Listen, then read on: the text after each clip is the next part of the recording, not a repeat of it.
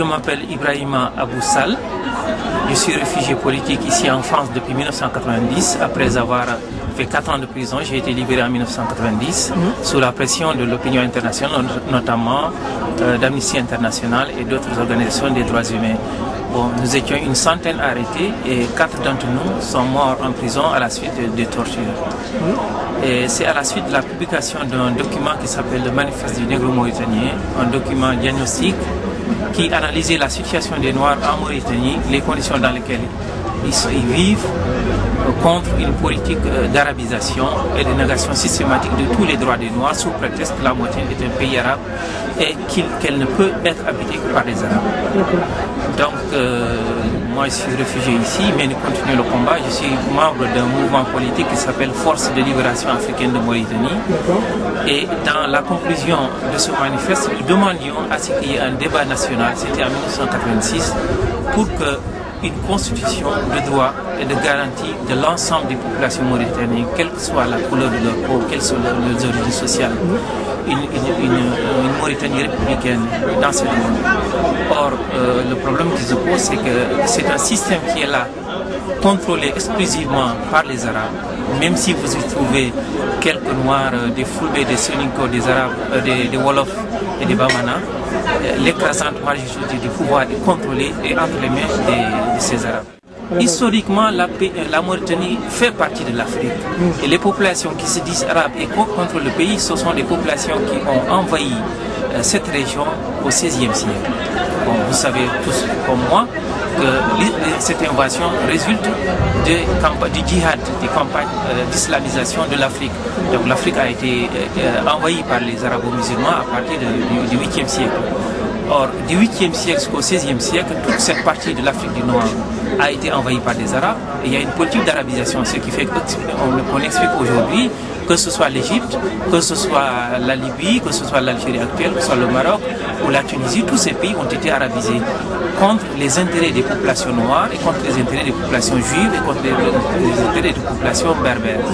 Et en Mauritanie maintenant, avec la caution de l'administration coloniale française, ce pays est en train d'être arabisé.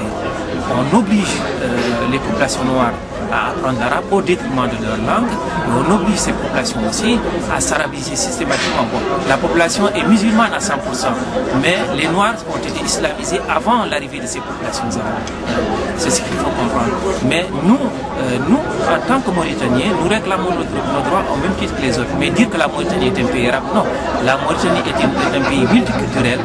Il y a des Wolofs, il y a des Soninko, il y a des Bambara, il y a des Peul, il y a des Arabes, et nous devons tous avoir les mêmes droits. Mais eux, ils sont minoritaires. Et étant donné qu'ils ont des rapports de force à notre détriment, avec le soutien de la France, nous sommes dans une situation de désavantage. Mais c'est pourquoi nous continuons à lutter le combat, mais pas pour chasser ces Noirs, ces Arabes, non, pour que nous ayons les mêmes droits au même titre que tout le monde, sans aucune distinction de race. Voilà. Et donc ce que nous demandons en tout cas, c'est que l'opinion internationale nous aide à lutter contre cette situation. Et il ne faut pas que l'opinion internationale aussi soit abusée par des élections qui ont été organisées au mois de mars dernier, en disant qu'il y a des élections, il y a de la démocratie. Non, une démocratie fermée qui ne permet pas aux autres de s'exprimer librement, mais qui ne permet pas aussi de dire que la Mauritanie est un pays multiculturel et multiracial. Il n'est pas question de dire que la Mauritanie est un pays arabe, comme on dit la Libye est un pays arabe, l'Égypte est un pays arabe. Non, par les rapports de force, ils ont dominé, massacré les autres, les populations autochtones, ils ont fini par imposer leur culture. Et ça, nous le refuserons systématiquement, quitte à ce que la Mauritanie même soit détruite, parce que la Mauritanie a été créée par le colonisateur français, elle n'a pas été créée par la volonté des populations. Donc, elle n'est pas indispensable. Ce qui est indispensable, c'est l'expression, l'épanouissement des populations qui vivent dans ce pays. Particulièrement, tous les pays arabes, ils sont très solidaires pour aider la Mauritanie à se consolider en tant que pays membre de la Ligue arabe.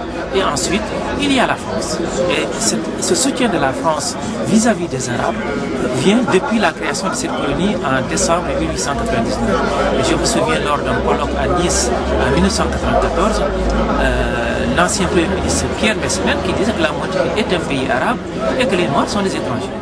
Mais La Mauritanie, c'est un pays qui a à peu près 1,90 million km², avec près de 2,5 millions habitants, mais qui a énormément de richesses halieutiques, du fer, mais aussi des terres qui sont extrêmement fertiles, mais aussi récemment du pétrole. Donc c'est des potentialités économiques qui sont importantes, mais qui sont contrôlées exclusivement par des Arabes. L'esclavage est toujours pratiqué. Vous voyez des tribus entières, 2 ou 3 familles qui sont des Arabes, les autres ce sont des populations d'origine africaine qui ont été esclavagisées depuis très longtemps. Et la pratique, vous pouvez rencontrer des personnes qui sont héritées. Il y a des similitudes fortes quand vous écoute entre ce qui se fait, la répression qui est pratiquée en Mauritanie et ce qu'on peut voir à l'heure actuelle au niveau du Soudan et le Darfour. Mais c'est la même philosophie, c'est la domination des Arabes. Parce que comment ils sont venus en Afrique? Par la violence.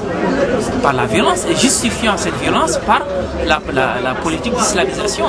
Et maintenant au Soudan comme en Mauritanie, c'est la politique d'arabisation.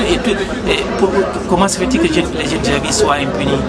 C'est le régime arabe qui est là, qui cautionne cette politique d'arabisation. Mais ils progressent. Ils ont commencé au 8e siècle. Leurs objectifs, c'est de contrôler tout. Le président Kadhafi en 1983 disait que la seule langue qui doit être parlée en Afrique, c'est l'arabe.